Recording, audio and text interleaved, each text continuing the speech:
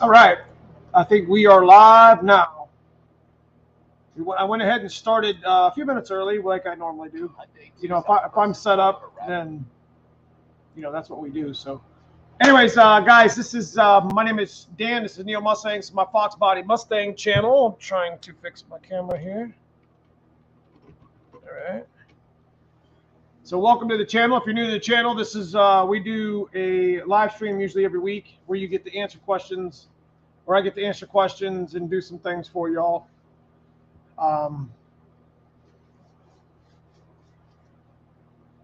Yeah. So if you guys got chat questions, you got Foxbody questions, just hit me up here in chat. If I miss it, I apologize. We like I said, we usually try to have like a theme every week for live stream, and this week it is the aging Foxbody. So when we get a few more people here in chat, then we will start talking about that, as I have a list. I come prepared like it's school, right? What's up, Stang Man? What's up, Doomsday? How you doing? Hey, so I want to give a really a huge shout out tonight to Carlos Rivera. It's been 6 months. He's been at the top tier of the membership.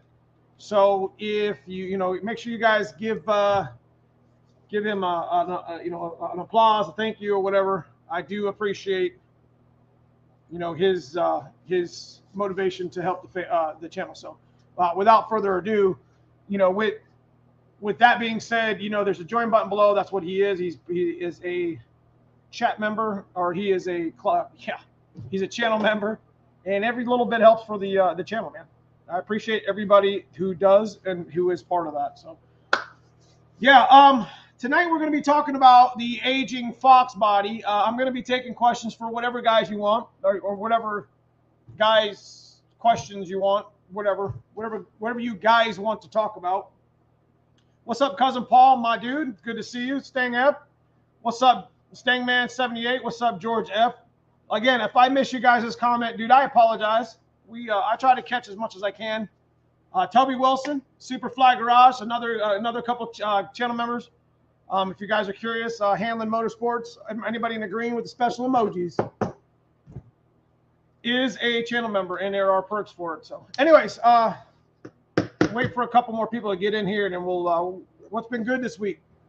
I've been on Dad's car all weekend. I mean, Cousin Paul's gonna get to the shop tomorrow. It's gonna be a freaking mess. I dropped my bag of zip ties. There was probably like 1,000 zip ties in that bag. I was like, I ain't picking that shit up right now. He's gonna be so mad at me. Sorry, Cousin Paul. My bad. What's up, Fox newbie? All warm weather. Got some parts ordered. Super comp and PTC converter. There we go. What up, big stick? Stangs in the house. So, anyways, we do have a whiteboard. So what got me thinking about, I don't know if you guys checked out, let's talk about last week's videos. I actually did a video Wednesday. We talked about, what was that? The engine swaps. I thought that was a pretty cool video with the BMWs and such. That was a Wednesday video. There's like, I picked 5 engine swaps I thought was like the coolest 302 one. And the one I missed the most, that I should have talked about to begin with, is the Volvo. I completely forgot about the Volvo. It was in my head to put with the BMW right after the BMW before the Ranger in my video, but I messed that one up. So, guys, I mean, it's Foxbody swaps are the 90s thing, man. I mean, the 302 and the T5 with rat rods and Cobra kit cars, and this used to be the swap, man. This used to be the freaking swap right here. I mean, they always talk about, the Termi swaps, which are great. The Coyotes they're great too. They go into Foxbody, but nobody ever talks about the Foxbody parts that go into another car. So you guys get a chance to check that out. That was the one we did Wednesday. Thursday we did a short. I forget what that was even about. I got so many videos on my mind.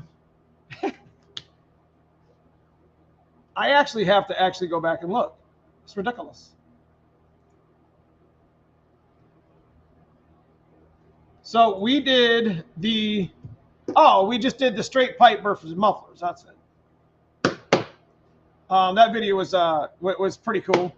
those turbos hadn't been started up in like a couple months, 2 or 3 months. So E85, you got to be real careful with that stuff. And we'll get into the topic at hand here in a minute. And I'll get into some of my questions if you guys got questions for me. So, anyways, we hadn't started in several months. And E85, we actually didn't winterize our cars, which was stupid. I should have took my pumps off, but I had just taken them off and had them rebuilt and cleaned. So I felt that as long as I kept the E85 kind of fresh with the they got this green stuff, the E85 like conditioner or whatever. As long as I kept enough in the tank and I kept starting them every once in a while, it'd be okay. And that's exactly what we did. So I will randomly put your comment up on the screen. Obviously, if there's a super chat or a super sticker donation to the channel, obviously you'll go up and get pinned. So I do appreciate everybody who does support, and watching the damn video is supporting enough as well. So don't ask you guys to do that, but it is always appreciated. Anyway, and then Friday we did a video with the top 10 things that made, dude, I'm telling you, I thought that video was going to be absolute fire. It ended up being like ranked like 9 out of 10 in my last 10 videos, and it wasn't even popular. But I can tell you what, man, I put a lot of good. I actually added chapters to that video. That's the first one I've ever done that to.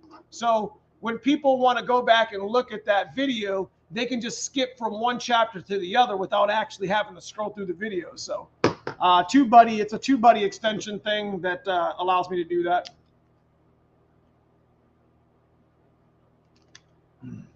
Yes, Frank 3 Stangs. Yes, sir. That's what's up. What's up? Didn't realize the BMW world was a 5.0 swaps. Man, they love the 5.0 swaps. The BMWs love the 5.0 swaps. The Volvos, very popular swap. The Miatas, those 3 vehicles alone right there love the 5.0 swap. I mean, outside of, I don't even think they can fit the 2-letter word in there. I don't even think they can fit Coyotes. I think they barely can fit a 302. What impressed me is seeing that Subaru Impreza has it in there. How much Explorer intake and heads worth? It depends on if they're rebuilt or if they're they're tapped or cleaned or whatever. No, actually 9 out of 10 Boston beaters is terrible. Like YouTube ranks your last 10 videos or contents by how much it how it ranks it, and it whatever it ranks it on your inside of your dashboard, and it was number 9 out of 10. I had thought that video was going to do a lot better. Not complaining, it is what it is.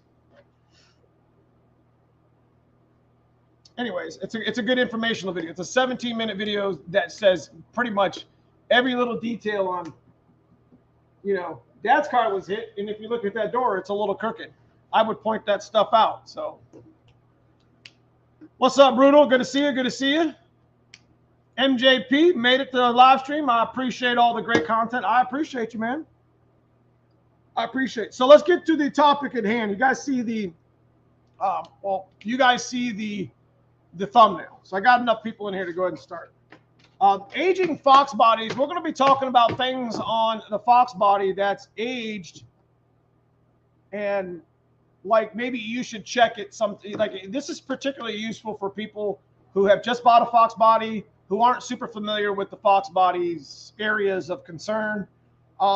Particularly useful for somebody that's just knows carnal knowledge of the Fox body itself. You know what I mean? So anyways, these aren't in ranked order or whatever, because I'm not going to do that to you tonight. But the first thing I wrote down was taillights. Now, you probably say to yourself, taillights, what do you mean by taillights? It's just like, obviously they fade and they crack. This is an age problem. This is stuff that has happened to taillights over the years. But that's not the main thing I'm talking about. The main thing I'm talking about with the aging is the damn glue. That's where I'm coming to. It's obvious that they're faded, and it's obvious that they're cracked, right? I mean, you could, like, Cousin Paul did a nice job. He actually restored the black on this. But here's the thing, is these damn lenses, they pop off. And there's a little bit of that tar glue behind them. you could take your lens and pop it off. So what I suggest to you guys is, if you get a chance, go out by your Foxbody. Don't be ashamed to go ahead and kind of wiggle on your tail light, because you can tell if your tail light about to fall off. And you can fix it while it's on the car. You ain't even got to take it off, because the lenses can come right off. And I would suggest the right stuff. You know what I mean? I would suggest the right stuff. You know, the gasket sealer, you put a couple dabs on that, that shit will never come loose again. And you got to bend those little clips inside. So outside of it being the obvious fading and crack, right? It's the glue that I'm talking about from the age. Just age over time, the tail light's just ready to fall out. I've seen guys at the track, you know, hammer down on a two-step or launch hard as hell, and then end up, you know, end up having taillights on the ground. So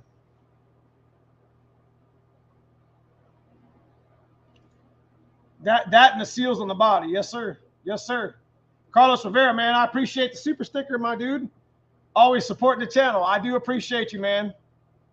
I need a decal, bro. How can I get one? We will have them very soon. I apologize. I look at my analytics a lot. My best videos are usually 6 to 9. So that would be one. Your taillight glue, seal glue, clips. Like I said, there's little clips in the behind the tail lights. Like I said, you can take this lens off without a problem. You got to be careful, wiggle it off, and you could actually re-glue it, you know, and clip it right back on and be fine. What's up, Bama 50? I about lost one of my taillight lenses the other day. That's right. That's right. Luckily, I happened to stop and look around. I'm telling you. Number 2 on my list is dew strips. Now, the dew strips are found. Look, you can see Dad's car right here. Look, see it? See it moving? So it's right here. It's underneath of this plastic thing, the plastic bezel or whatever. Dew strips. Those dew strips will rot out on you. It's riveted. So you would just you would open the door. You would take the screw out right here, which we don't have in there. Slide this thing back, and the dew strips are behind. They sell them at LMR. They sell them at American Muscle. They sell them at just about everybody. So, yeah, it's definitely an issue, because those things actually secretly rust underneath of that trim. So it's definitely something to be concerned. Area of concern: my wife not happy about the time I invested. Yeah, and then you just sitting here watching YouTube on Sunday night, right? She's probably like, hell with that, dude. But anyways, those are just riveted in. These are easily replaced, and you can buy them at, you know, various restoration sites. So, you know, it's something to take a look at. I mean, it really wouldn't harm anything. There's also clips underneath of it of this trim. So you're like 2 for 1 on this. There's little like white riveted in clips that thing slides on. You have to slide that back. See what I mean? And on convertibles, you got a little front one that you got to actually match up. So you got to be careful with that. But you should check the dew strips underneath there for rust, and at the rivets. It's secretly rusting underneath of your door. You don't even know it. And check out those round clips. Yep, most of those times, that's right, 89 GT. Most of the time, those white things are either cracked, broken, chipped, or just missing. Again, it's just simple rivets that you could replace that stuff with a simple rivet gun. So, I mean, a little bit of restoration, but that's age. That's just age and hatefulness. That's just the Foxbody is just tired of having somebody's arm hang out the window. Yeah, the taillight lens installation kits, the clips and the glue that I was talking about. But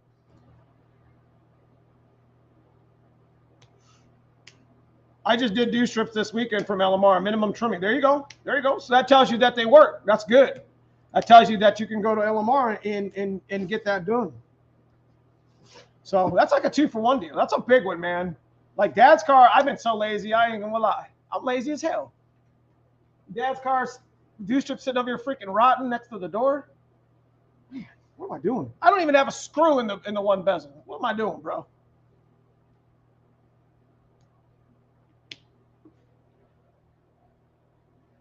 Okay, so I did this. I did the next one that I was jotting down from earlier. I was looking at my wing, and I did an actual video of the under wing debris. So what happens is what happens is the cars that sit, even if they sit in a garage, maybe heated storage and always cleaned is fine. But I did a video about removing your wing. And I actually removed an LX wing that had been on a car for probably 30 years, and it was absolutely freaking nasty. From age, depending on when and where you got your Foxbody or who had it before you, it probably wouldn't be a bad idea for you to pop that damn thing off.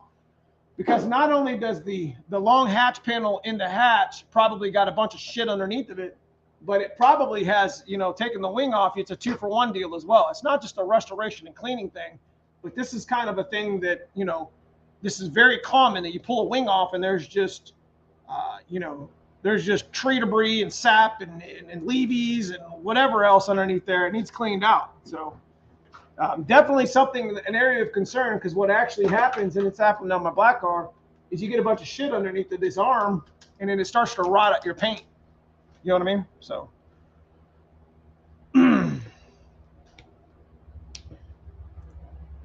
Not gonna lie to the wife, spent 1,000, tell her it's 200. That's right. Sorry, broken tool, would definitely worth the swap. LX Wing is a trash collector. That's exactly what I'm talking about, Krusty. It's exactly what I'm talking about. LX Wing is the worst of them all, but the GT1 and the Celine both have the same thing. But usually, if the Celine's there, somebody probably cleaned it out underneath, anyways, right? So. When you do the inner of the door panel on the door panels, you will need to trim the screw. Okay. So, what's up, Daniel Robinson? It's good to see you, man. My Summit man, my Summit Racing Tech. How are we doing today? Under the hatch panel, again, you know, under the hatch panel inside as well to take the wing off. You'd be surprised on how shitty it is under there. And then those little plastic little push pin thingies that go into the hole, because there's only 2 screws and it's on like the back side of the damn panel. So those little plastic push in things are probably beat up with age anyways. So it's not uncommon to see a hatch panel just sitting there, just bowed out, just hanging from the hatch. You know what I mean? That's a good time to, you know, take, you know, $3, $4, $5, $10, go buy a bunch of those little plastic clip pieces or whatever, and then kind of like put it in. You know what I mean?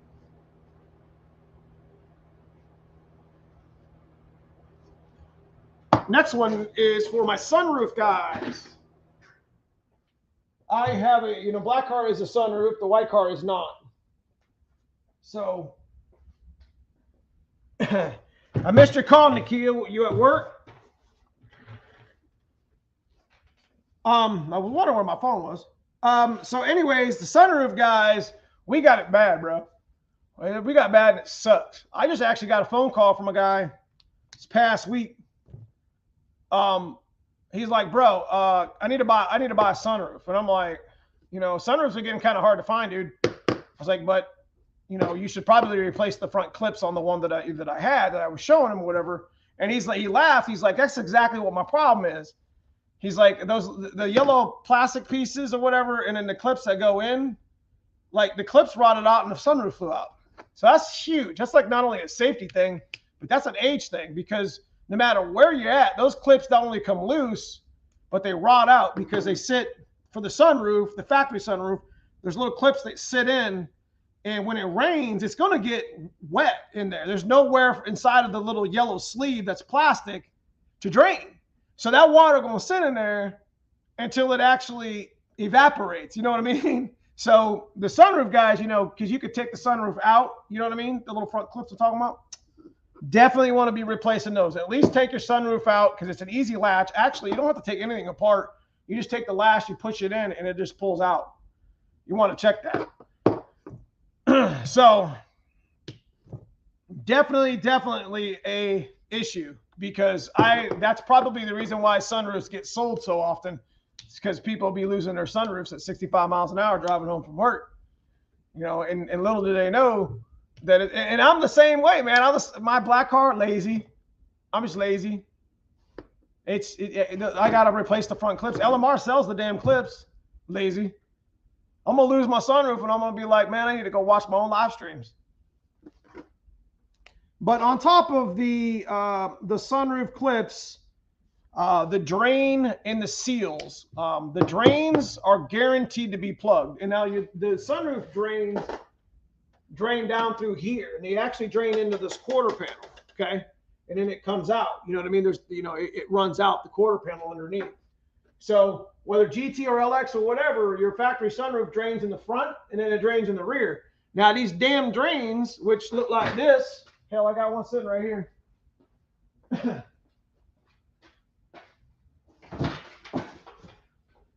These damn drains are long, so when it's raining and shit, you know what I mean? They go like this. So when it's raining, these things get all plugged up with dirt, dust, trees, about everything under the sun, you know, everything but money. But they all get clogged up and stuff, and they need to be blowed out. You can just take a simple, you know, like an air tool, stick it in, you know, you can get into the holes with the two sunroofs and you can blow them out. So, you know, over time with age, you know, these sunroof plastics get all plugged up, bro. So staying with the sunroof, the seals get weather beat. Now there's a seal that actually mounts to the body that's rubber. It's the weather strip, but there's actually a seal that mounts to the outside of the actual glass itself. And if that starts to rot or whatever, it'll rot your little metal frame around your sunroof. So this is all age shit, man. This is all restoration age stuff. This is all rain and sitting outside or sitting under the tree, or the guy didn't take care of it who had it before you. You know what I mean? So where did the drains in the front? Pretty sure they go out into the fender.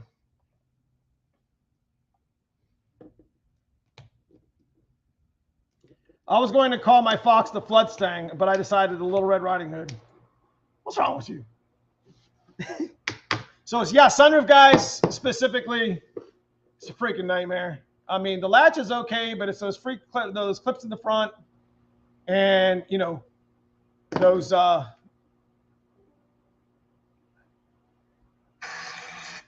in the world? It's those clips in the front, and then it's those the drains themselves, which leads me to my next one. Over time, when these dumbass drains decide not to be plugged, these get filled with sand. Now, you can't see this in here. You can't see this in here unless you actually take the quarter panel out. You know what I mean? So you got to take some of the plastics apart just to see down in here. I guarantee you, hatch, coupe, vert, it don't matter what it is. There's a bunch of shit down in here. And you wonder why these things get all rotted out. You know what I mean? Bad. So with age and time, you know, the sunroof doing its job, or just, you know, dirt picking up in here. I mean, there's probably a layer. If it's sunroof, I guarantee there's a layer of dirt there. Might not be rotted out yet, but I guarantee you. And then when it gets wet, it just holds water like a sandbox.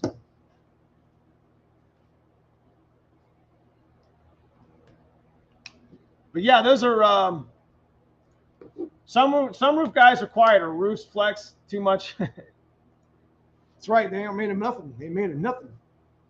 So yeah, I mean, this gets full of sand, and if you're a GT and you don't want to take your, you know, you want to check that, because one of the aging things on a GT, and this happened on my black car on the other side, is this rots out because you can't see this underneath of the ground effect. So.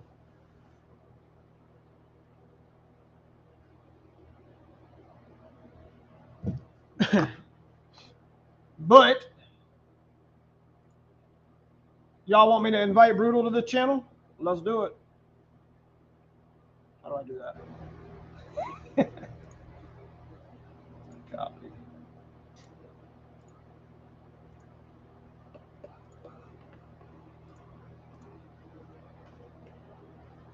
Ah.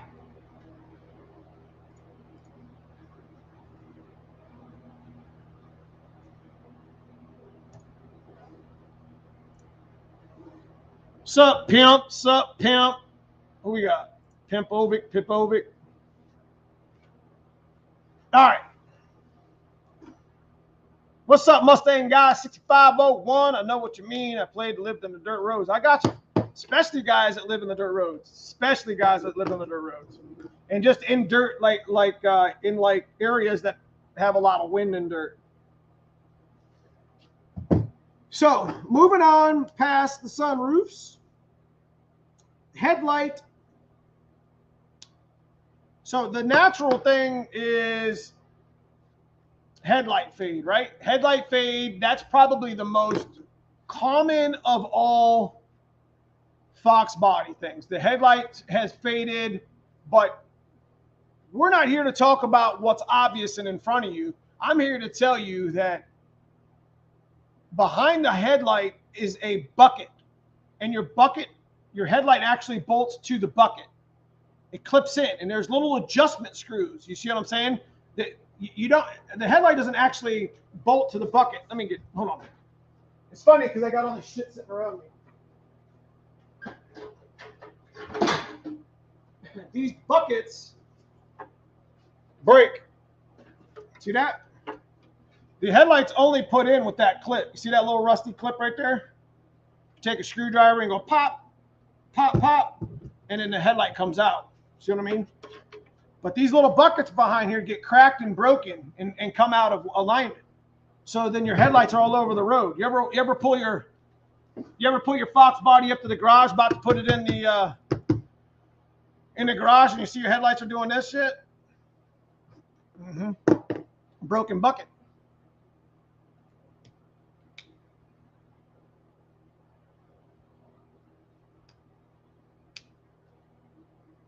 Treetop Tommy. What's up, T-Top Tommy? Krusty, what do you say? Water pump is probably leaking. The pump is back in plate. Yeah, I fight with those things all the time. All the time. So,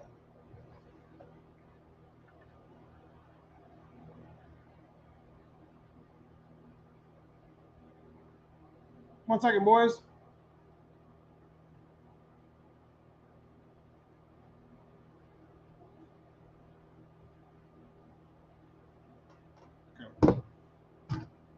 But the back, like I said, the outside of them fading and filling up with water. You guys ever have them fill up with water? The buckets on the back crack. Does anyone have extra taillights? I can see the road, an original 3-piece. So moving on, headlight, bucket, crack, alignment. Yes, we just talked about that. Now we're going to move back to the back of the. We're going to move back to the back of the axle here. So one thing that I can almost guarantee you, if you're running a factory control arm, upper lower, even the diff itself, where the two ears come off to where the uppers come in, I can guarantee you that your bushings are starting to crack. So guarantee you. What's up, son? What's going on, everybody? Uh-oh. Let me move over. You hogging up the screen with your forehead.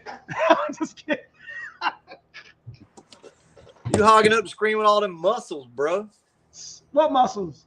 Ooh. Ooh, my little baby muscles. Little baby muscles. Little small baby muscles. What up? Not much, man. I figured I'd just kind of join in. I'm gonna kind of stay in the background, man, and I'll just chime in here and there. How about that? Because you already got your list. I'll just keep right on rolling with my list. You see my list? Yeah. What is it? Oh, okay. See, I can't bring 300 people into a live stream just be like, I'm brutal. I can't either. So your ass out of here, boy. Boy. All right, let's get it, Neo. All right, let's get it. So we just got done talking about headlights. Yeah. How my headlight, notice this is a dope headlight right here. I'm gonna give this away for Christmas. Not really. But I was talking about the buckets getting cracked back here and the alignment and everything getting messed up. So definitely an issue. An age with the thing. Headlights for sure. What's going on, everybody? Glad to be here. I'm just kind of, like I said, I'm going to be in the background. He's gonna chime in. He's definitely going to chime in on some of the stuff because I'm sure he's seen it. you know, I'm sure he's seen a lot of these things that we're talking about. Hold on, I'm trying to multitask here. Yeah, go ahead. I've seen some of it for sure. So I was just talking about the 8.8 axle, the bushings being cracked. Like, if they got the factory upper lower control arms and even the ears on the diff, I mean, I don't know how many diffs you've looked at or how many control arms you've looked at, but every one of them's got cracks coming out of them. Oh yeah, they all bust over time. They get dry rotted and bust. It's definitely something, and you know, that's something that we talk about a lot of times. You know, with the rear ends, how they shift. Fox bodies are known to do that. Neo understands exactly what I'm talking about, and you guys do too. Typically, the rear end will shift to the passenger side, and the worn out bushings definitely don't help those matters. So if you can replace them, go ahead and replace them. That's really a good time to go ahead and upgrade your upper and lower control arms while you're at it. Yeah, I just put that right there for you. What's your take on the Prothans? I like them. There's, you know, it's going to be a little more stiff, a little less forgiving. You know, I think we get so used to our cars being worn out that when we ride in a car with all like factory control arms and bushings, it actually kind of rides good. It rides kind of like the old Cadillac, you know, how those cars rode. And then when you put all this new stuff in, these cars really tighten up a lot. So expect a difference if you do upgrade those bushings. So I want to add to that is the what's your take on the front control bushings? Same thing. I don't know how many factory ones you've taken out, but whew. I've not up front. The only thing that I've replaced with poly bushings is the steering rack. Right. Now, that's exactly where I was headed to next. That's exactly what was leading into that. So, guys, with the control arm bushings in the front, I mean, they're just as bad. If your car is starting to kind of feel like it's getting all over the road, see right there? If you're starting to get all over the road, there's a good chance that your control arm bushings in the back are starting to get messed up, and that includes the differential ones on the ear.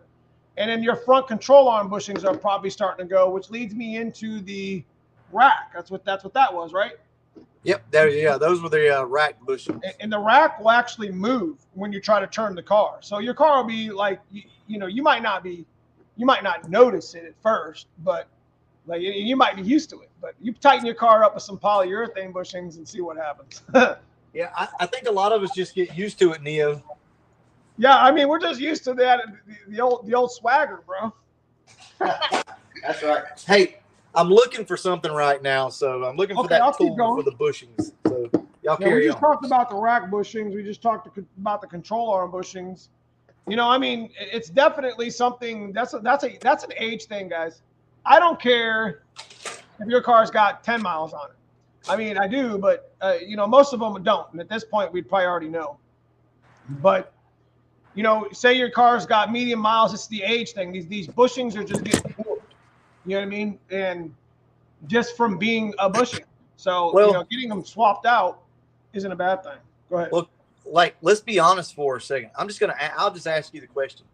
What would you rather have, Neo? A car with 15,000 original miles that's 30 years old, or a car with, 80,000 miles, that's 30 years old and it's been driven recently? Like driven, like fixed driven, like what we were talking about, had the normal stuff put on it, or just? Yeah, basically. Well, what I'm getting at is a lot of times we focus too much on mileage, right, on these cars, and you see a car that's just got like, a low mileage 93 Mustang with 25,000 miles on it. It's never been driven. Guys, that's one of the worst things that you can do for bushings and for your car in general is just let it sit up. They dry rot. It's actually better for the car to be in use, moved around, you know what I'm saying, on those bushings some. So that's just a thought. It's just a thought anyway. I'm just throwing that out. So what control arms do you recommend for the strip, if any? It's one of my club members here. Honestly, it depends on your budget. The cheapest thing you can really get for me, I'm pretty budget on that stuff. Or you can always box in your factory lowers, put some poly bushings in them. It depends on what you're trying to do. If you're really trying to hook and go, I still like the South Sides and the Megabytes and all that stuff. Old school. That's right. UPR stuff, man. I'm not a snob when it comes to that. Whatever you can get your hands on. because really, if you're not, so this is my take, if you're not changing the pinion angle and the geometry, what does it really matter, right? You just want something that's firm, that'll hold up, that won't flex. So that's my opinion on it, especially on lowers. So somebody brought up one here in the chat, and I forget where he was at, but it was on my list because we were in the front. The rag joint steering. Yeah. If you guys don't know what the rag joint is, if you look down on the bottom of your steering wheel, there's a rod that comes out of your steering wheel, comes out of a rubber bushing on the firewall down on your driver's side lower part of your header. Anyways, the rag joint is actually the thing that connects to the rag. There's an actual rag, like literally, it's like a poly something. It looks like a little disc that's in there. There's a rag joint there. Those things are just known to get ripped or come apart.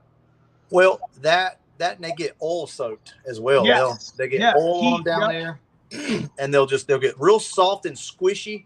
So that gives you a real soft, squishy steering feel. Right. Neo, I don't know if you've done it or not, but they make, you can do the knuckle upgrade from, I guess it's the SN cars. Have you done that? No, but I have Flaming River rack on one of them. So, I mean, I know there's another knuckle too that's you could just put in there too. Yeah. I actually chose to go back with a rag joint on mine, but there's definitely other options out there if you don't want to. Like Krusty Clone says, just throw the rag joint in the trash. It's true. You can do that. They make plenty of upgrades that you can do instead. That's right. So that's a good one. I had that right on my next list, and somebody had mentioned it. I was like, man, I need to. I know I look a little preoccupied here. I was trying to find this thing I wanted to show everybody, but I don't know where it is. So it's cool. So my next one on my list is under your with age and time. Now, this isn't something to be super concerned about, but it is. What I have seen, and I've seen a lot of Foxbodies, is these front and rear hatch trims get a bunch of dirt and debris and shit underneath them. And I've watched them physically rot cars out in the front corners. You would say to yourself, well, how would they get rotted in the front corners? Because there's so much garbage underneath of your trim that it's just, it holds water and just like every little thing that jumps from the tree, including chipmunk stuff. Yeah, pretty much anywhere these cars can collect, they will collect, and it's usually a cause for concern. I have the same thing. It collects, especially on a GT GT car, because of the way the spoiler overlaps the very bottom of that trim. The stuff will get down in there and hide out on you. So always use the water hose when you're washing your car. Really blow that stuff out until you see it stop coming out. Take an air hose, a leaf blower, whatever you've got, blow all that stuff out. I mean, worst case scenario, you might, they make specific tools to take this trim off. You do not take this trim off with a screwdriver. Do not do that. You're not. You will be paying for another trim and possibly cracking your glass. Very few people know I actually used to install auto glass. I did it for years. Oh, boy. And they do make a tool, and you can actually pick the thing up from Harbor Freight. But please do not use a screwdriver. You run the risk of busting your back glass as well. So yeah, I mean, you come in behind that clip and you pull it forward, and it just pops up. It'll literally pop up. Yep, just reach in, pull it out. It's like a little T-shaped tool that you can get. Harbor Freight usually has them. I mean, all you're physically doing is taking the little clip piece and just moving it just enough to get out from under the edge. Yep. So moving on. Quarter window moldings, that is actually a given. Age and time. Your quarter depends on what part of the United States you're part of. I mean, in the South, they get beat up with the sun. In the North, they get beat up with the snow. Yep. So, age and time. There's some fixes for it. There's some fixes for, restoring them, but they get to the point to where, at least I see this a lot in the North. I don't know what you see. Maybe if you can iterate what you see in the South with Andrew. We just get our rubber just gets thin. Like it's just not there anymore. Same here. Well, Neo, let me ask anybody. Do you guys remember when these cars were new? For those of you who were alive, I guess, back then. But do you remember when these cars were new? The quarter windows would actually fade and run down the car, like the black. You remember that? Yes. I remember a buddy of mine had a 93 GT, and this was in 94, I think, actually. And he brought the car over to my house, and I washed it for him. It was an emerald green and silver GT. Beautiful car. And I remember as I'm washing the car, I had soap on it, and I'm washing it. You could see the black actually come off of the trim. So all I'm saying is these things were never meant to last as long as they have. You really have to preserve these things because, yeah, these trims, the heat gets them, the wet weather, the dry weather, the snow, you name it. They're just not made for the elements. I just don't think they had very good UV protection to begin with. And I think that's probably the main problem is that rubber molding that they made. I don't think they really considered, maybe they just didn't have the technology. I don't know. Well, everything's got to have some sort of UV protection.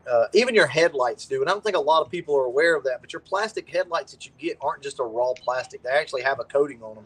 And that's your UV protectant. That's why whenever you do the quick little buff job, you go to AutoZone and you buy the kit to polish out your headlights. They look really good for a little while and are instantly back yellow, quicker than they were, before. And the reason is you've taken off all that UV protectant. That's why I like to clear coat my headlights. But with saying that, that's exactly what the problem was. I just don't think there was anything. I think it was just raw urethane is all it was. It was more just a urethane. Yeah, that's a good one. Quarter window, coupe quarter window. Hell, even the convertible quarter windows. There's rubber on the inside of that actually the door closes. The glass actually closes against it. I mean, it's freaking, it's just always, every one of them that I've sold, every one of them I've taken out of these convertibles that were bad, parts cars, just every one of them just cracked. You know what I mean? Oh, yeah. It didn't matter what year or how many miles out on it. You guys are awesome. It's like being 22 again, appreciate that, man. That's what we're that's exactly what we're trying to accomplish here in the genre. We're not big channels. Brutal's pretty big. But compared to some of these other channels that do content on like 5 different types of styles of cars, it's just, I'm going to be Foxbody forever, and I'm going to be small, and we're just going to have to live with it. That's what we do, man. I would rather be that way. Honestly, we talked about that many a times, but I'd rather be that way. There's envy there for sure. There's envy for having tons and tons and tons of subscribers, and I think the type of content, if we had a genre as big as some of these other ones, that I think the type of content we put out would just be straight fire. You know what I mean? Yeah, I think so. It's a matter of how much do you want to sell out, right? Right. There's an argument, not to get into a whole nother topic, but there's an argument that everybody has to sell out at some point, at least a little bit. And I've had to do it. I'm sure Neo has. We do it with a little bit of clickbait here and there and things like that. But the question always remains, how much are you going to sell out? Are you going to stay true to yourself? And we've all chosen to pretty much stay true to ourselves. We don't go out and ask for a bunch of subs and things like that and clickbait the hell out of you.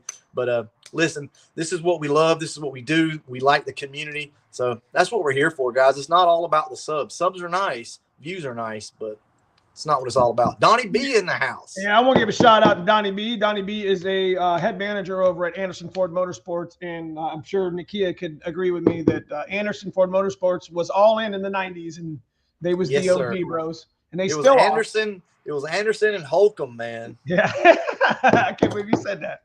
I know, right? Attaboy, Nakia. Hey, man. Hey, I had all the magazines too. Some Mustangs are fast. See, I'm still looking for, and if anybody's here in chat or watches the live stream after, I'm still looking for an upper tubular and an upper Cobra OEM, because I am going to be doing a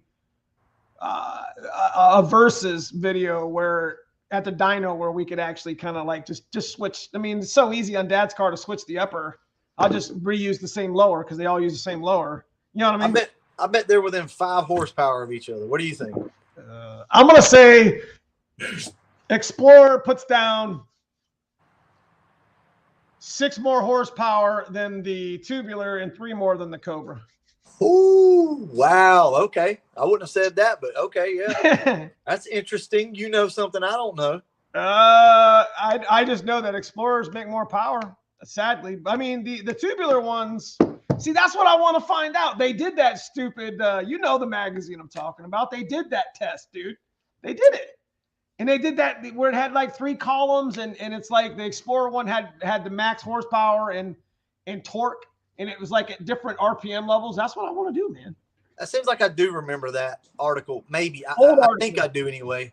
Old. It's got 3 columns, and it's got all 3 of the intakes. It must have been on an engine dyno. All 3 of them just back to back to back, just tested, and the Explorer came out on top on all 3. So Floyd says yes, Dugan Racing. Who's that? Yes. I remember Dugan. Dude, that's like, man, we're getting old, bro. Yeah, he gone. Let's see. Let's see. Hold on just a second. So Savannah James says, well, what's the best upper and lower intake and heads? There's no way to say right or wrong on that. It's pretty much whatever your wallet can afford, to be honest with you, right? And what you're looking to do. Neo, what's one of your go-to combinations? Probably more street oriented. Repeat that question. I'm trying to block somebody. It's Savannah James, right there. It says, what's the best upper and lower intake and heads? So yeah, for budget or for. Let's go middle of the road, man. What's a go-to, a proven combo that you like that's pretty attainable for most people? Well, obviously the GT40. GT40 upper lower, and the cam would be an E cam because everybody has one or has owned one before. But as far as like middle of the road, and we talked about this in our other live streams, something like an AFR 185 with maybe a Holly Systemax. Yeah. Maybe like a Triplo stage 1, stage 2, maybe a comp 274-ish. Sound right? Yep. I love a Systemax. And I'm going to be honest with you, those AFR heads, guys, pretty much any of them from the 165 to the 185s they're great heads. You can't go wrong. Yes, sir. So I had to do a little bit of blocking. People are going to be rude. They're going to get blocked. Hey, you guys listen up. Whenever Donnie B posts something, take note. He says Holly Systemax and Trick Flow 170s on a 302. Donnie B knows, man. He's seen a lot. Trick Flow 170s, man. We went almost 990s on Trick Flow 170s on the stock bottom end. And we had a little turbo on there. We actually unplugged the wastegate. We didn't even need to like run a wastegate at all. It was kind of funny. Damn, I'm trying to find this thing. Y'all go ahead. Let me look around. I gotta find all right. So we're gonna continue walking through some of our stuff here. So going back into my list, we did do a video with the 10 wiring hazards and fire hazards and what have you. Yeah. The main thing I want to talk about is the GT wiring, or the GT plug. The GT plug probably was one of the most like melted plug that you always commonly seen. And so over time, that GT, it's specifically for GTs. It actually for LXs too. If you pull your little switch out, you actually pull the plug out, you can see if it's starting to melt, and there just seems to be not enough amperage there. And there's also a flat one on the steering column that plugs into the multifunction too. So you're talking about the headlight switch? Yes. Okay, yeah. Huge problem. That's an age thing. That's just an age-old.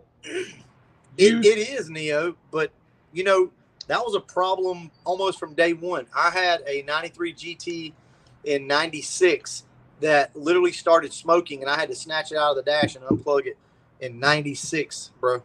Oh, man. But yes, I mean, it obviously just gets worse with time. But the point of me telling you that is if they were bad and they were only, 3 or 4 years old, imagine now. It's a huge problem. What do you think the issue was? Just too much current going through it? I don't think it could have been that, yeah, but I don't think the wire had proper gauge to begin with. Yep. Guys, that's be careful running your fog lights.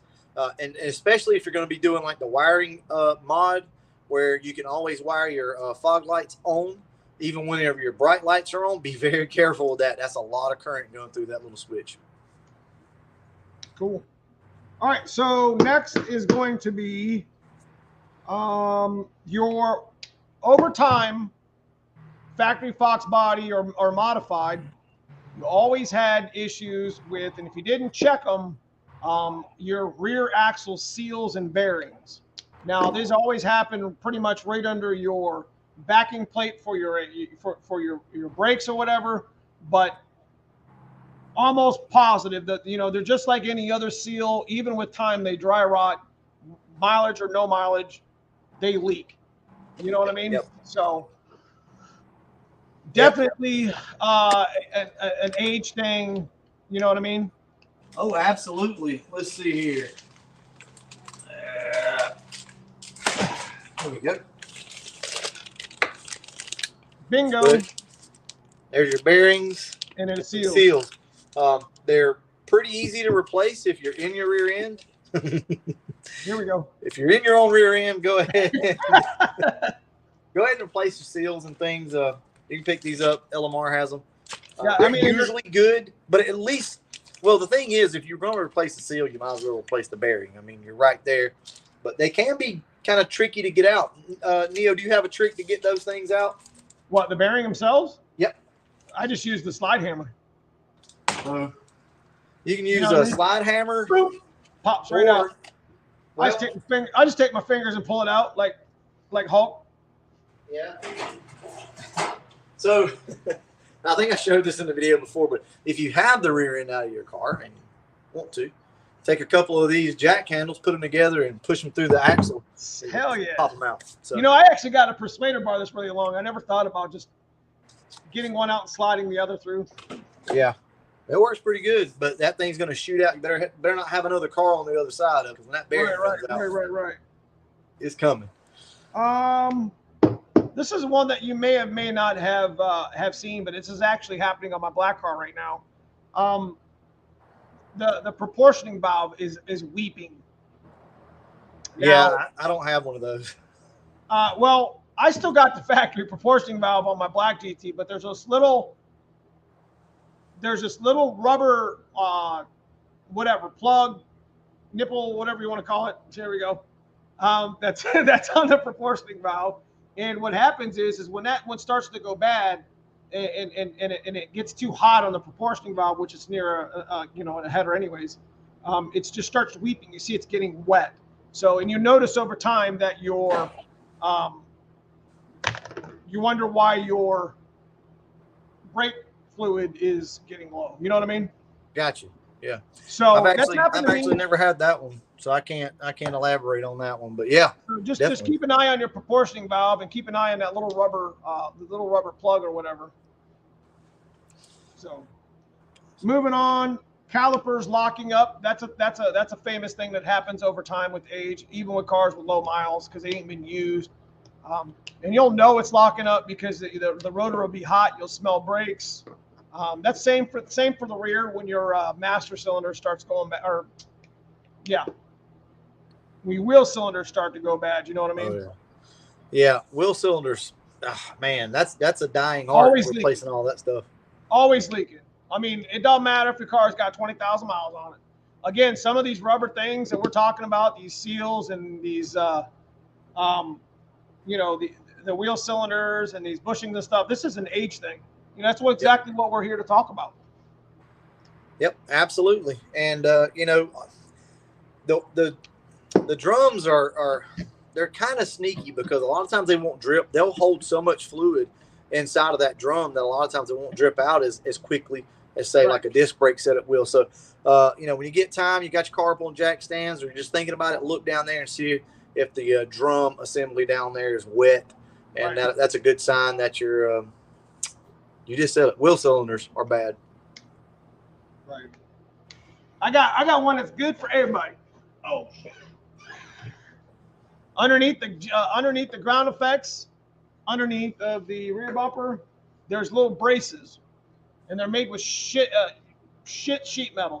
They're thin. Yep. Not uncommon if your side skirts, your rear bumper, LX and GT start to sag, you get a little warp in it. There's a brace underneath here that bolts into the back of your headlight panel here, and they just get bent and rusty. They do.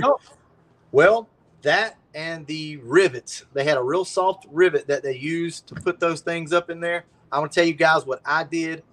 I just went right beside the rivets. I popped a new hole in there, put me a nice stainless bolt with a nut and a washer to pull that thing up there. But yeah, that's very thin stuff there for sure. Yep. And it'll make your back of your bumper just do that. Right, and then it'll start to wave, and over time you'll get like right underneath the license plate, you'll get that wave, and it'll be like, why is that there? It's because the braces fell on you. Faux show. And that goes for all the GT, because all the GT side trims, including the big the big side skirt or whatever, they all have little metal strips in the back that are all riveted in. They get a bunch of junk in them, just like the trim. Beige. They definitely do. The Project Fox, whenever I got it, had a bunch of stuff all caked in it. And also, a good side note is it can keep your ground effects from sitting down flush like they need to if you got all that dirt and debris in there. So it starts to warp. Yep, it starts to warp because the rivets are falling out. Hannah Motorsports coming in with the $50 super chat. Be sure to hit that like button, fellas. All the super chat we get from here, we actually donate with Brutal. So whatever you give to my channel, I give it to Kia too. Jenny Man says, how much is too tight on the pinion?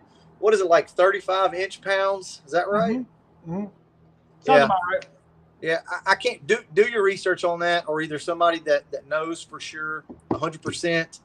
I want to say it's like 30 to 35 inch-pounds on your pinion after it's seated, which is you'll think it's seated and it not be seated. Always remember, guys, use new bearings and races. Right. Whenever you're going to do that, don't mix your bearings and races up because it will not seat properly. I found that out the hard way one time. So, ignition switches. That was actually one of my next ones. Ignition switch. Yes. So the ignition switch is on a slider, and what happens is over time it just wasn't built real well, and the white ignition switch. Hold on a second. I got it right here, bro. Of course I do, right? Of course you do. Those cars are the easiest thing in the world to hotwire. Right. You just literally take the cover off and push the rod back. Right. Oh man! So they get this right here. See, this is actually a pigtail that I've saved. But the ignition switch, the slide. See the slide and contacts right there? This shit just falls out, man. Yep, it does. How causes fires too. How many of you guys have got zip ties around that right now? Sound off in the comment section. I know I do. One of my cars has zip ties around it. Yeah, hey, that's a good one I ain't got on my list right there, bro, man. Good one, Bill. Good one. Door pins. That's a given. That's a given. That's almost like that's an age thing.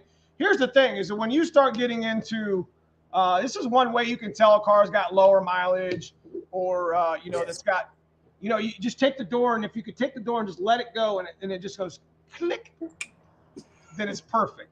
Then it's perfect. Dude, the Project Fox is that way. It's so just. You mentioned that in one of your videos, didn't you? Yeah, man. You just look at that door guts.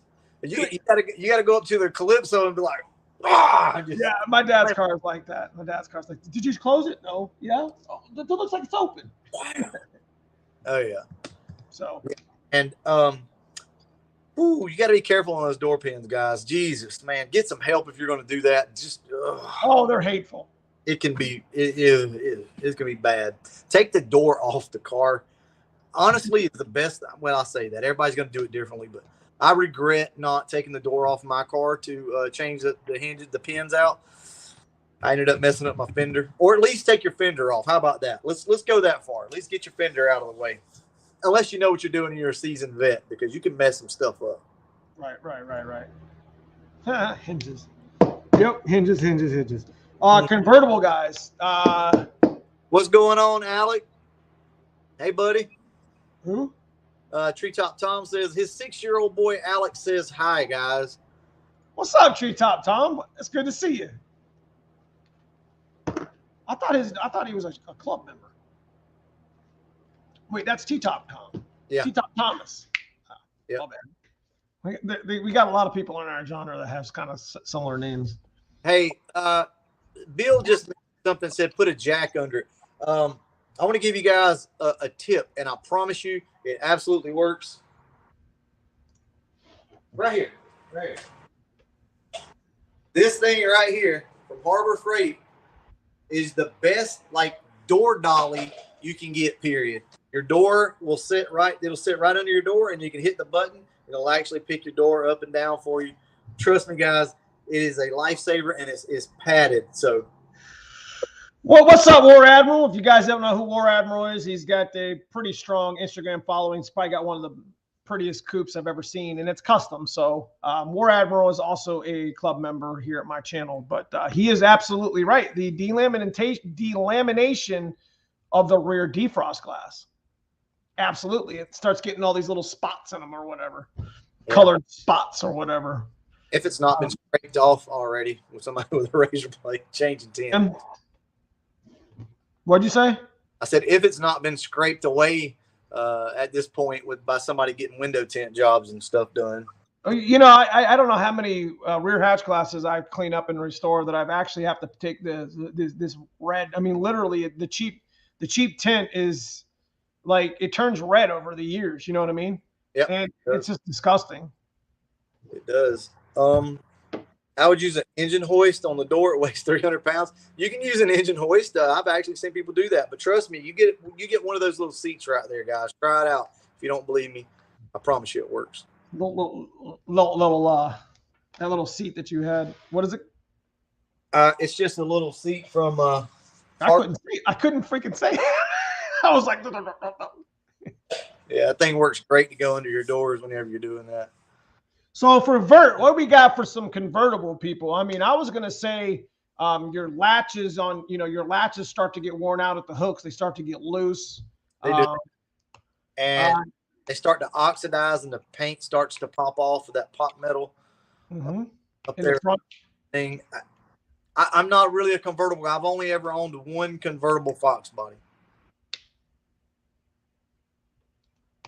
One. That's it. I had to stop for a second. It's like, what? That's it. One convertible Foxbody. I just don't. I really don't have any. I don't have any tips that I can think of other than just like. Well, I mean, just all the trim, like all the rubber trim. They got these little hockey stick looking silly trim pieces that usually come from the quarter and then around the back trim of the back. Those they're just rotted. And like we were talking about earlier, the quarter windows and the rubbers, they're just getting rotted, and it's just disgusting. The convertible itself, I really like the convertible because I'm a big limited and summer edition car fan, but there's so many things that go bad on them. It's just so bad to try to replace them all. So bad. Let's see. Frank James, I guess you're asking about the hatch, the latch bushing for the hatch. LMR sells those, and also you usually can get them from the auto parts store. But if you can't make it to the auto parts store and you want to check to make sure that's why your stuff's not closing, wrap that around it 5 or 6 times, and should work just good. You'll have to readjust. So if you guys don't know, in your hatch or what am I trying to say? Your striker bushing is gone. You wrap something down or you put a new bushing, and a lot of times you'll have to readjust it. But electrical tape. That's clutch right there. Putting some electrical tape around it. It is. No bushing. Yeah. And actually, that's just like a little bit of like a layer to keep like the sound noise out. You know what I mean? Right. So, I can't. Go ahead. Frank, you can go to, I think AutoZone carries them, and they may be a little too long. All you got to do is cut that bushing to fit and slide it on there, put it all back on, man. It's not a big deal. Right. What do we got under here? Oh, so age. I'm sorry. He's probably just saying that they're not there, not asking. Oh, okay. The convertible seats dry out. Yes, that's an absolute good one. The replacement seat. Listen, I call them gator skin. When they start to gator skin, it's just, I've seen people restore them, but it takes a lot of effort and a lot of time. So the seats themselves, I mean, they just dry out. They do. They're just nasty. It just sucks. They do. I've actually owned 2 convertibles. And the other issue is if you thought floor pans rotted out in a regular Foxbody, oh boy, convertibles, you have to be real careful. Now, this is probably more of along the lines if you're going to buy one or look at one or whatever, but obviously people accidentally leave the tops down and it gets rained in and they're bad about leaking already. So floor pans, I just had to shovel. I just had to shovel one out, you know, on one of my videos, yo. Yep.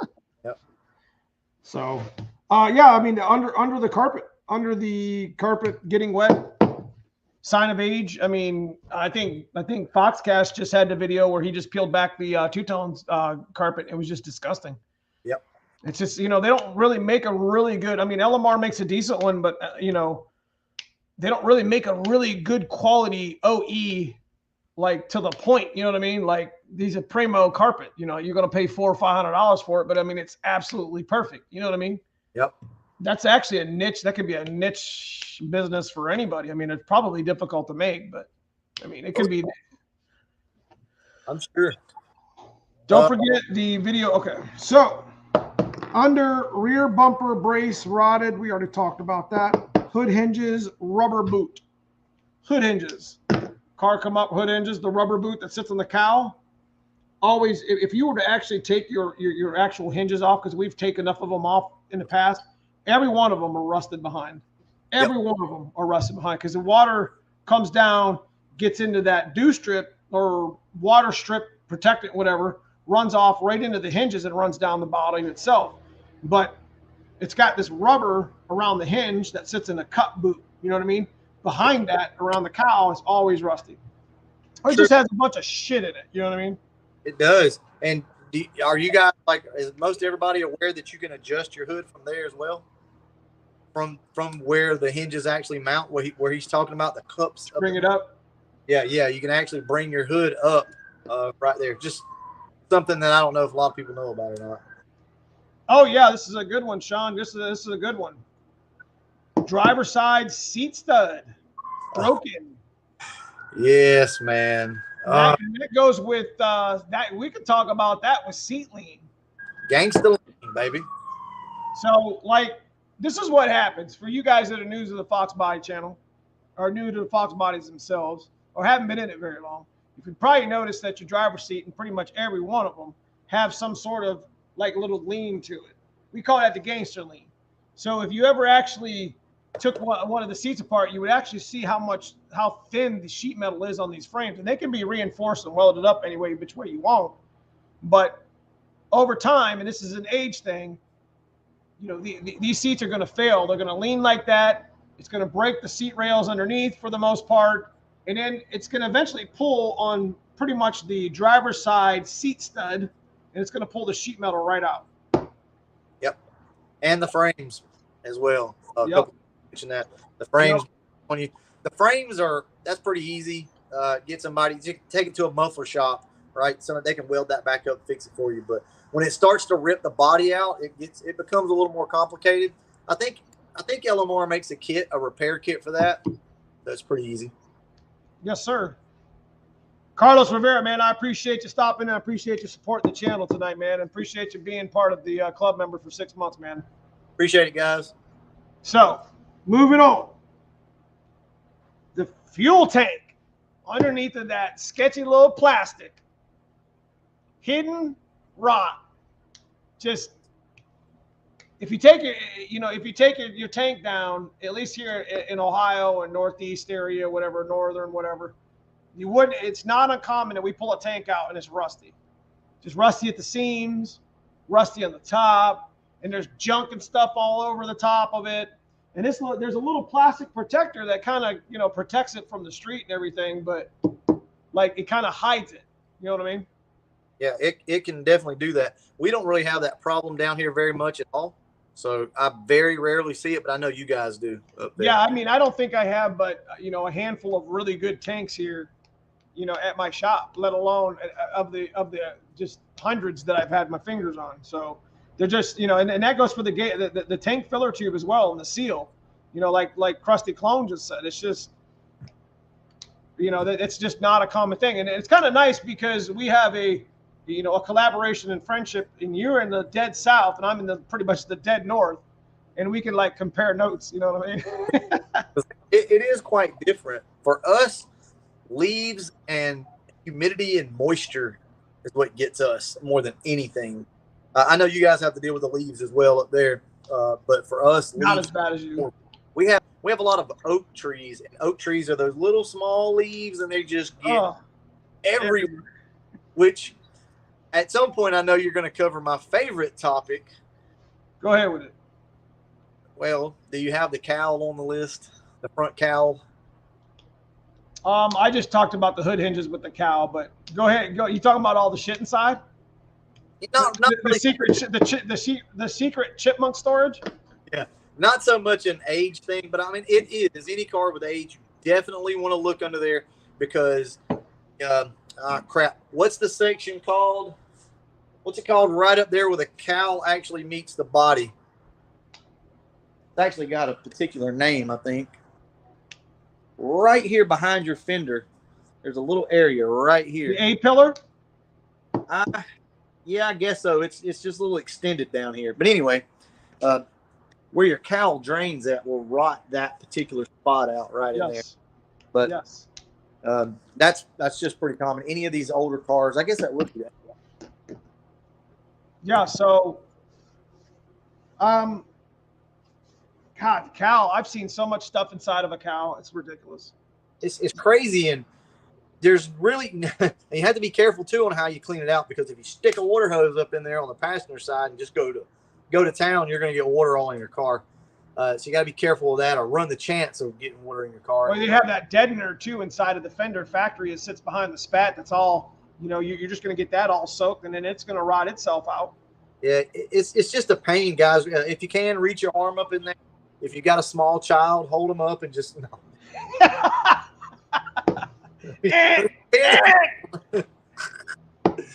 Sir, I think you need to come with me. But just get that stuff out if you can.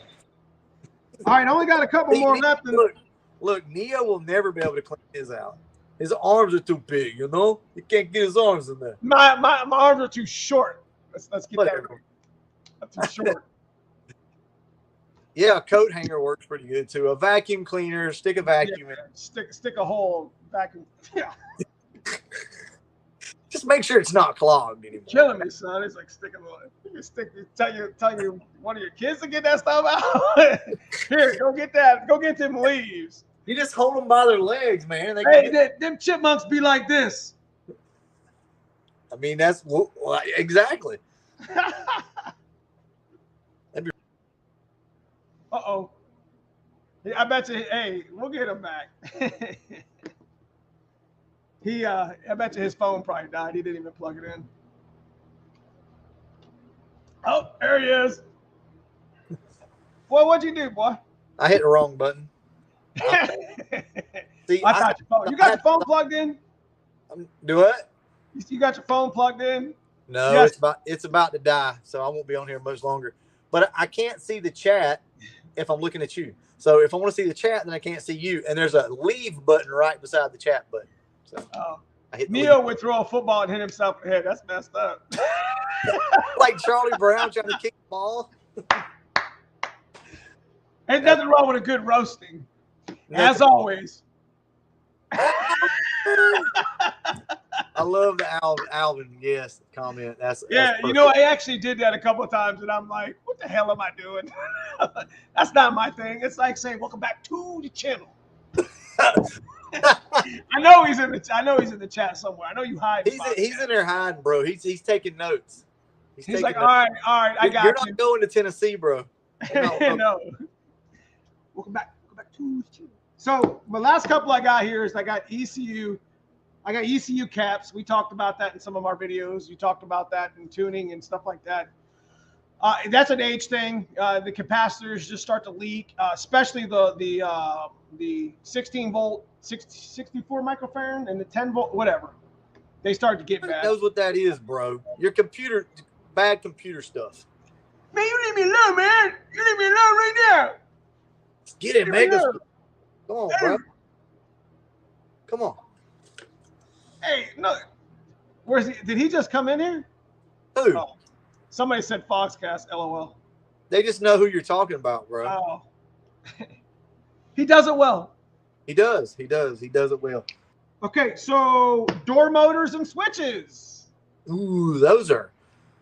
You just talked about that.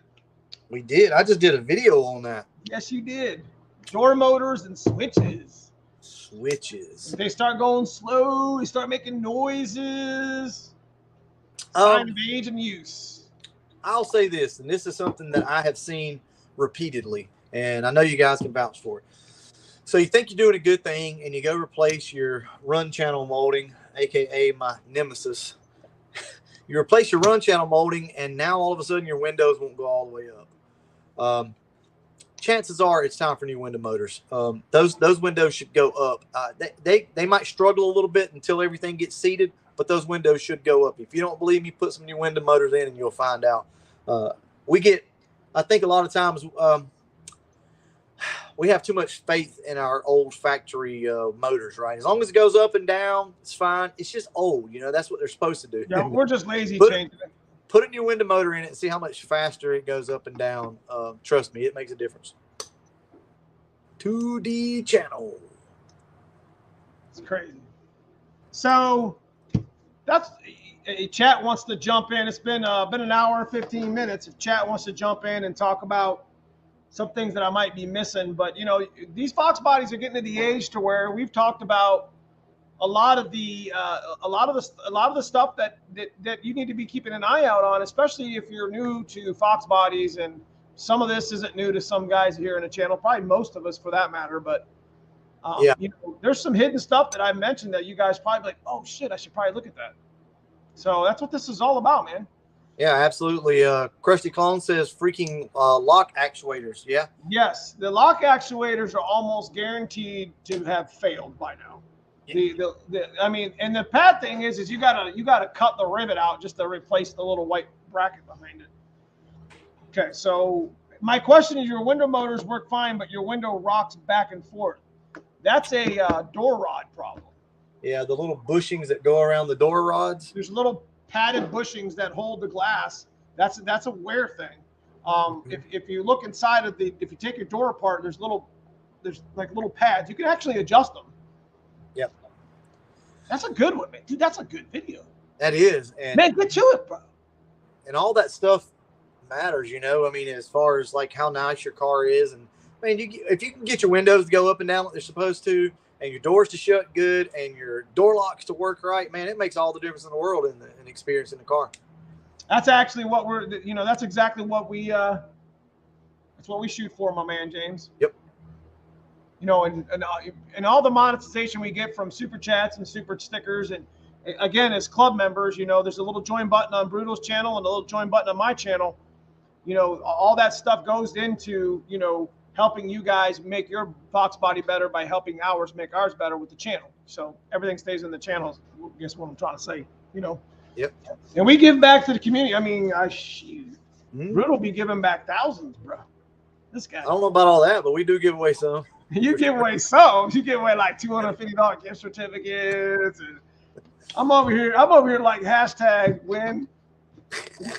I'm winning by not winning. Oh my God! Here we go. Here we go. Hey, okay. I got something for you, Neo. Here we go. You ready? Is it a sticker? Yeah. What happened to that thing? Well, you see all the old RTV? Your boy tried to fix it. And he failed? No, I fixed it, but it needs a rebuild. So I heard you were into rebuilding transmissions. I heard you were pretty good at it. I might. Tommy Allen, I appreciate the 20, man. I'm gonna share that with Brutal tonight. I appreciate you guys supporting the channel. I Thank really you do so much, Tommy. I appreciate it. So, lost me at door locks, bro. My door locks don't work at all. I think the Calypso's door locks work, but the retros don't. So speaking of, this is a good time to talk about that. And I got you here in my chat.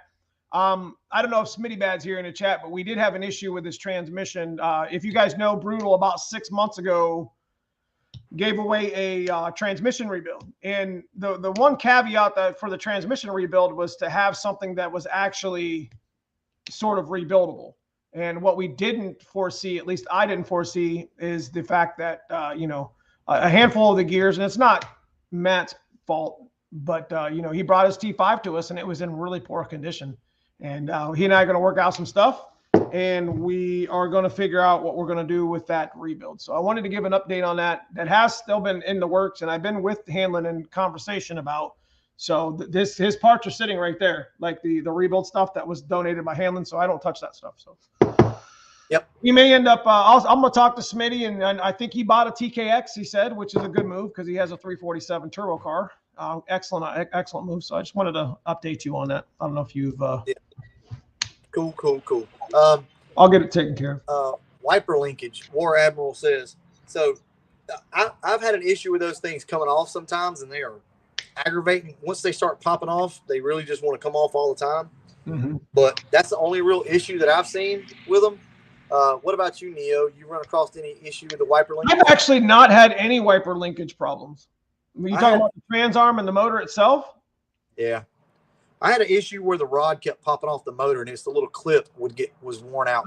Okay, yeah. I can see that happening. I guess that's a wear item, right? I mean, I guess it could wear out over time, and maybe if you guys are having trouble with wiper linkages, let me know. I'd be curious because I'm like Neo. I've really never had any major issues with them. Right. Tino just joined the channel. What's up, Tino? I'm putting a new clutch on, and notice I never had dowel pins in my steel billet flywheel. Yes, they are.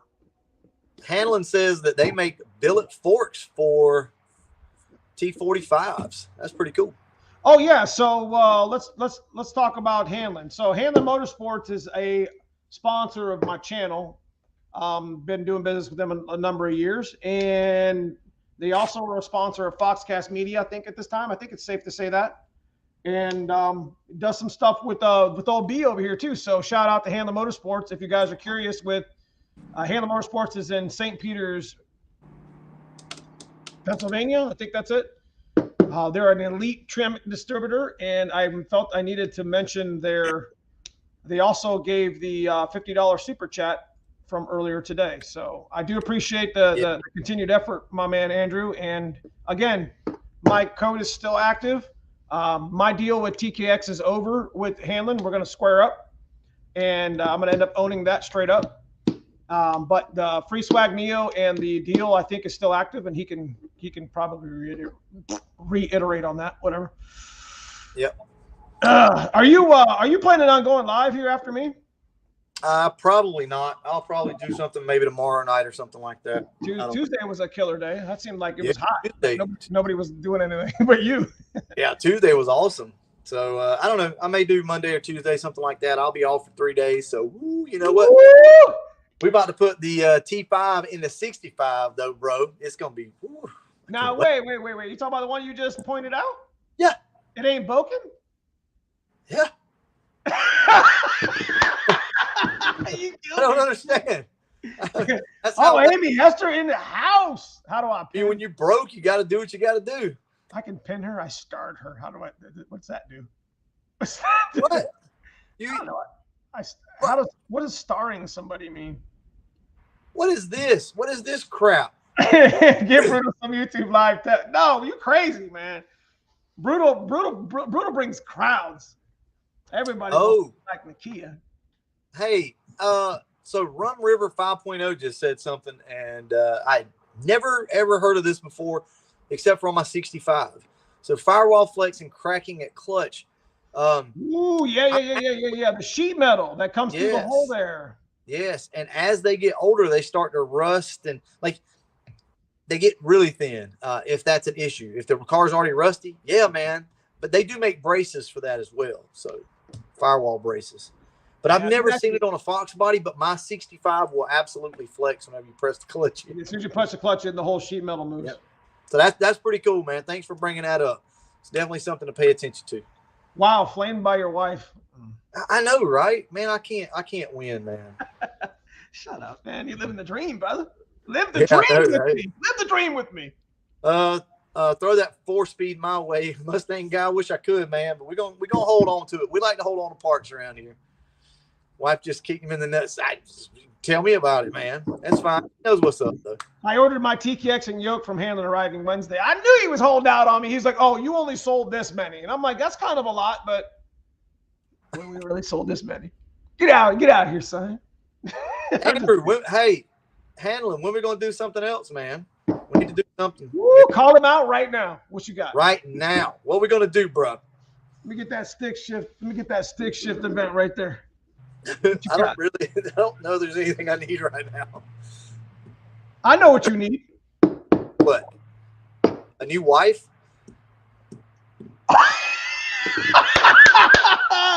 Dude, you're sleeping in that car behind you on that couch, bro. What? See that couch right there? Drinking your buttery nipple. Buttery nipples, bro. I drink like peanut butter whiskey. Get it right. Dude, that shit is funny. I know what he needs. A TKX for the 65? Yeah, that'd be cool. No. Oh. Little birdie flew in and said you need a clutch for a certain. Yeah, actually, I do. I'm waiting on some other stuff right now, but yeah, we might can do something. Tough crowd. I know. Now, what about the Foxbody Illuminati shirts? Ooh. Guys, I don't know on the Illuminati shirts. I thought you already made one. What? Thought you already made one. No, I was gonna make it. I think I'm about to die here. Let me go grab my charger. Y'all talk. All right, that's the real reason he built the shop, so he could sleep in it when he pisses Amy off. I heard that. Woo! What's up, Andrew? I threw that sleeper sofa in the shop for a reason. See? Oh, she got you, Nakia. What's up, Lamar Richardson? Guys, he's another one of my chat members, club members. Make sure you check out that join button, man. I'm telling you, it's next to the monetization thing at the bottom of the chat. If you guys enjoy the channel, want to give something back, you know I don't care about talking about it, and I appreciate everybody that does it, and you get called out in a very, very humbling way. So we should just send that twin to him anyway. What do you say? Neo trying to work out a little. Anyways, shout out to Lamar anyways for his crazy good little invention things with the little plaques. They're pretty cool. I'm back. Yes, sir. I'm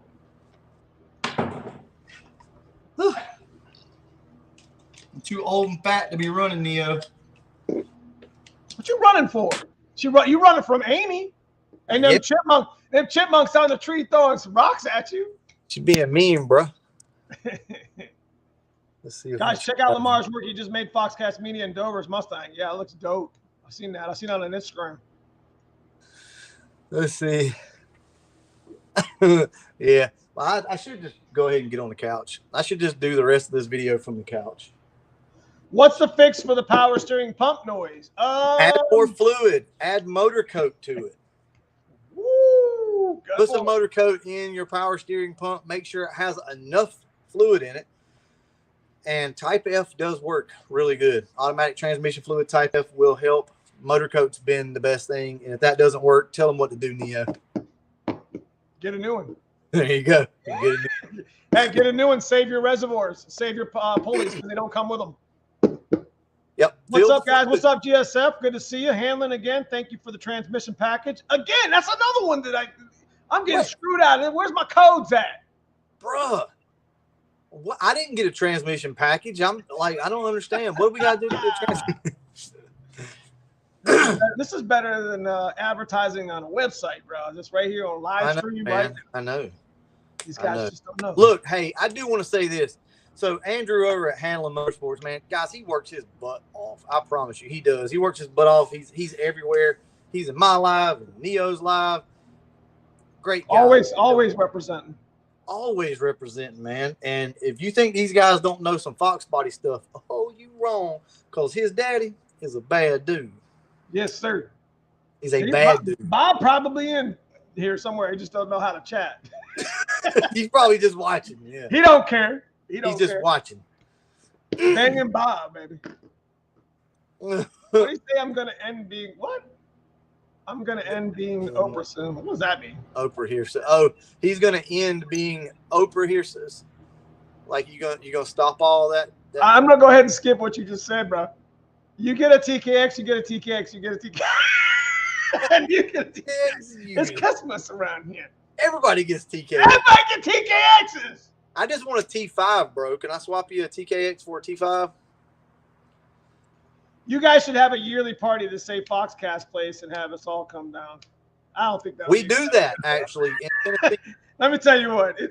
You put me, him, and Caleb in the same area, which has happened before, like at Ford Takeover right there at the in the vendor lot or whatever. What's that vendor? What's that thing called?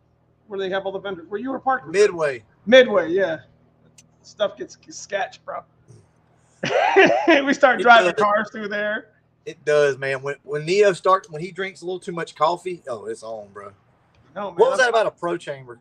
Anyone got a Mac Pro Chamber within reasonable? No, I'm not. No, because if you do, I'm coming to get it. You know, I got 2 Pro Chambers right there. What? Yeah. I showed you. Hey, bring one to Ford Takeover, and I'll swap you an X pipe.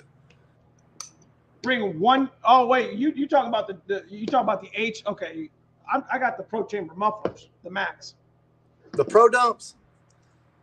I think that's what they're called. Got me all excited, man. And you talking about some damn mufflers? I want to. I have a Pro Chamber H pipe, but you're gonna have to come at me with something more than a Summit Racing H pipe. Anyway, next. So I'll take the T5 or trade for C4. I need a free TKX, man. Everybody needs a free TKX. I wish there was good stuff on SN95 vlogs. Guys, look, if you've got a 94, 95, everything we're saying pretty much applies other than like body panel issues. Other than that, man, they're all the same cars. I get what you're saying, and I am an SN95 guy as well. Most people just don't know that, but I love the 94, 95s. Just luckily, a lot of this stuff does still apply. You know, they're going to have their day in the sun, Don. They're going to have it's coming. It's coming. I need to go ahead and pick up another one. Now, I am an SN95 vert guy. Love the verts. Love them. Are you like giving me the stink eye or something over there? So I'm mean mugging you or something, man. I don't understand what the problem is. Hey, let me guess. It's a 98 too. A 98? What? Yeah, with the 4.6 hateful motor. No, just 94, 95 convertibles, man. I love those. I love them. Now, tell me what's so good about them. What's so good about them? Well, for one thing, the way the roof line is, right? So the Foxbody is the way the convertible top met up with the frame, with the body. Just, I didn't like it as much. The SN cars were really sleek and smooth. I just like the way the tops look on those cars. They look great up, great down. I don't know. I just like the way they look. You got options with a convertible, all right? You do. You can roll with the top up. You can roll with the top down. You can roll with the top up and all the windows down, and everybody in the back seat can hold their arms out the window. What's up? I would let you ride in the back seat and hold your arm out the window if you wanted to. I'd let the window down, the quarter window for you. You could do that. I don't know though. I don't know if your arm would fit through there. What? No, I'm just kidding. He just walked away. We have too much fun doing this shit. We do. Needs to have a roll bar. Yes, so a styling bar is a must. Styling bar is a must. Is a must on those cars. I absolutely love them, man. What's Hanlon talking about? Sean Bell clutch this either. I think he's talking to one of the people in chat or whatever. So yeah, he don't talk to us. I'll arm wrestle you for it, Brute. Arm wrestle. Don't be. Hey. Listen, if they just knew, man. Don't be sleeping on B. Don't be sleeping on him. He might beat some people in some arm wrestling for sure. I can't beat you in arm wrestling probably, but Mercy on the other hand, hey, that's my game. Like the slap contest. Yeah, yeah, it's kind of like that. We're grown men, dude. We don't need to smack each other. No. I don't do no smacking and slapping. No, I don't like all that. I have pro chambers. I have 2 pro chambers sitting War Admiral, man, I feel like at some point, Wait. You got 2 H-pipe pro chambers sitting somewhere. dude, if you do, you better hold on to those or either give them to me. I mean, that's, Send one to B, man. I know he's been looking for one. No, I'm good, man. I like to mess around. I do love them. My dad's car has a pro chamber on it. I'm good. He's actually got a 3-inch pro chamber set up. That thing's got a drone like a sumbitch. Yeah. Ooh, that thing's nasty. Like a board. Man, does that have boilers on it? What the? Boilers. Look, man, this ain't no modular stuff, bro. We don't put boilers on our stuff. Hey, well, you got boilers on your Calypso, and I got them on my black car, and they sound amazing. Yeah, the XS or whatever, those things do sound good. I love the XS. They sound amazing. So what do you got? What do we got coming up on Brutal's channel this week? We're going to be putting the T5 in the 65. We're going to be doing a clutch video, an LMR clutch video, and I don't know. All right, do we have time for me to talk about my fuel system? Send it. Okay. Hold on. This shit. I'm sorry. I'm sorry. This stuff is not charging. All right, I've got like 8% battery. I don't know what's going on, guys. It's not charging, so I'm going to make it quick. Okay, sure. So I'm looking at a few different options for my fuel issue in the car. And what I think I'm going to do is go to a 0304 tank and go to the On3 triple hat setup with Smart 320 pumps. And we're going to run -8 in and -6 out. Now, I know that may sound a little small, but it's already on the car. It's already ran. So I think we're going to give it a try and see if the -8 and 6 will give us enough. I know that's more than enough fuel from the pumps. Like you only really need 2 pumps to be honest. But I'm going to go ahead and get to 3 because it's only like a few bucks more. So we're going to do that. That should support anything that we need. And I'm going to be honest with you, if the -8 and the -6 won't support it, then we got problems. That should support 1,000 horsepower, no problem. We won't be making that. So I mean, yeah, for sure. So that's the plan anyway. I know a lot of guys want me to go inline pump and stuff like that, but I just want a stealth setup. I want the car to be clean and just appear stock underneath. So triple pump setup it is, and we'll just go that route. So Tino just tried to code Andrew, fix it. Dude, what is up here? That trick works. Yeah? Nope, it didn't work. What the hell? Take it, all right, scratch it with your nails. Scratch what now? You got an iPhone? You have an iPhone? Yes, Neo. You got something smart to say? No, I'm an iPhone. I'm an iPhone. I'm saying just scratch the charger thing with your nails. Did. Oh. That thing looks bunk, bro. That looks like the couch you're about to sleep on. Bro, I scratched it up and it still doesn't work. It almost got a lean to it. All right, Frank. I appreciate you stopping in. Guys, if you guys got anything, Nikia's running out of batteries, so if you guys got anything you want to ask him, huh? I'm trying, man. And then you guys got to ask him or what have you. Yeah, I think I'm going to go ahead and head out. Proline says I've got 8 a.m. feed and 6 return with a Holly 525 in tank. Woo! Explain this Holly 525 in tank. What is that? What pump is that? I'm not familiar. I'm not familiar with that. Wait for his I'll look at that. Holly 525, is that what he said? Do you know, are you familiar with that pump? Is that the Hellcat pump? That's the Hellcat pump. Are you sure? A 520? I thought it was a 470 something. No, I think it's 520. I'm curious because I am looking into fuel options. I would love to go with one single pump in the tank. And I don't mind modifying the tank, cutting it or doing whatever. You know what? We may just do this on my live stream. I think I'll get into that and get some ideas from some people. It's a 525 for the Foxbody. Dude, I've never heard of that. Yeah, I want to say somebody you had mentioned that in I was talking to at the dyno. They call it the Hellcat pump. I've heard of the Hellcat pump, but A single 525, so it fits in. All right, well, that's a big pump. Yeah, that's a big. That should. I mean, my 750 is like this big, bro. It's like it's huge. Yeah, you guys make me laugh. Learn something new. Hey, you know, that's what we did. I mean, we went through a whole list of good talk, and then we BS'd at the end. You know.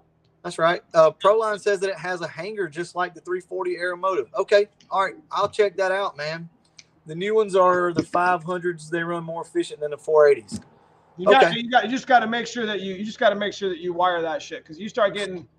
I mean, if you got the stock wiring on something like that, you might see 200. What? Yes. What? Neo, listen. You want to know Neo's pet peeve? Don't do the wiring upgrade on your pump. Like, he will come to you in your sleep. Like, that's because when I'm trying to tune, I'm like, why won't this thing take fuel? He will hunt your ass down if you don't do the wiring upgrade. He don't play about it. Okay. Right, so again, I appreciate watching, guys. Keep up the good work, fellas. So as far as my stuff, we'll do some housekeeping here in a second. But as far as my stuff this week, we almost got Dad's car done. We're going to send that thing on speed density with an FMU. I'm going to show these guys how to put an FMU in. And did you get it charged, or you see fuel management unit? And they work. Yeah, they do. Mustang guy 6501 says, what drive shaft works? C4 and a Fox. A regular Foxbody drive shaft will work. You just have to use a 1-inch spacer in the back. On that note, guys, I'm going to go ahead and leave. For my phone dies, I'm probably 6%. Holly 160 injectors for sale over here. I wish I could afford them, but I'm broke right now. I spent all my money on the 65. All right, guys. Neo, I appreciate you having me, brother. No, I appreciate you coming back to the channel, man, and we'll stay in touch. Sounds good, man. Y'all have a good one. Thanks, everybody. Look forward to seeing you. All right, so there you have it, guys. Big Brutal in the house again. So, anyways, if you guys enjoy that stuff, you enjoy doing some collaborations with Brutal. You know, we don't really like collaborate like, hey, I'm going to go live. You want to join me or whatever. It's just kind of a random thing. I know that if he's available to collaborate with me or to come in on one of my live streams, which I talk to him often on the phone, then he'll text me while I'm doing a live stream. So, you know, sometimes he's working, sometimes he's not. So, you know, I appreciate him coming in and helping me with my live stream tonight. We had went through a whole ton of stuff. Guys, if you're new to the Foxbody channel, man, check this stuff out. I'll probably chapter this out so you guys can go through it. I mean, the Foxbody cars are getting old. They are literally just getting old in front of us. And no matter how much that we try to, you know, slow that process down, there's some things that are out of our control with the elements, you know, the bushings and the seals and a lot of the stuff that we had talked about. So I do appreciate you guys streaming with me tonight. I'm going to go ahead. I'm going to give it about 2 minutes. If you guys got a question you want to hit me up on, I do want to shout out to Anderson Ford Motorsport as well, Hanlon Motorsports, Foxcast Media, you know, Brutal, of course. I ended up talking to Tip 2, the Infamous Project. If you guys haven't checked his channel out, he's working on a customer's engine. He and I had a pretty good conversation, try to put our thoughts together on that. So he's been doing some pretty cool stuff that I've been watching. So anyways, outside of that, guys, I appreciate you guys watching the channel. If you guys got something, that you want to talk, make sure that if you watch the live stream and you got a question, hit me up in the comments below. If I helped you at any sort of point, whatever. The monetization that we got this week, tonight, is going to be shared with Brutal. So when he usually comes in on my chat, I do that. It's not that big of a deal. And it's always nice to know that, you know, when you collaborate with somebody that, you know, that they actually feel like they're part of it. So I do appreciate everyone who did do that. And again, check the join button below for the channel membership. Brutal has it as well. Always helping out with the channel. Anyway, wheel combo on your dad's car. Oh yeah, you asked that question earlier. I'm sorry. This is just these are the factory Cobra R's, because they got the stamping on the right here by the stem.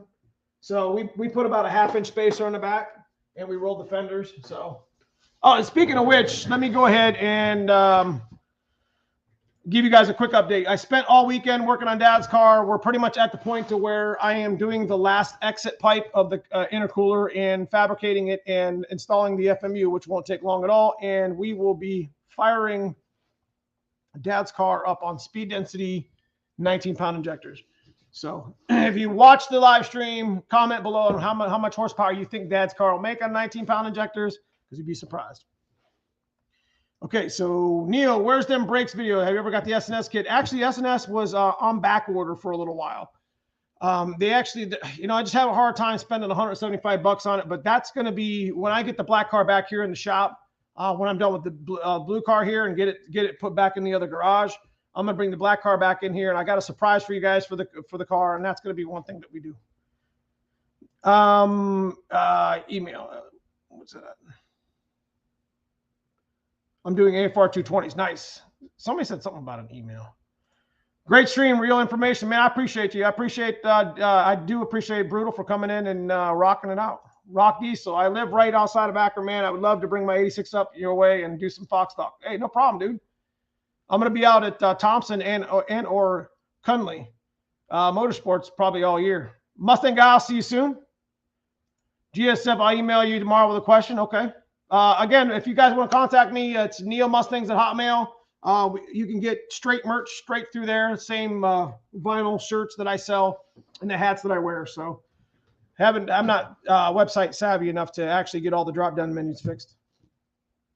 Slow Fox, I appreciate it, man. So anyways, guys, I'm going to go ahead and cut the stream out there. I appreciate everyone for stopping in. I appreciate everyone who has been watching the channel, been with us this much on the channel. You make the dream come true. And, it's very fun. It's nothing better than to hang out with people that have of the same passion or whatever. What's up, Josh from Encore? It's good to see you, my man. Don't forget the heater core. That's right. The heater core, and if your carpet's wet, your heater core is leaking and you don't even know it. Encore Mustang, man. It's good to see you, Josh.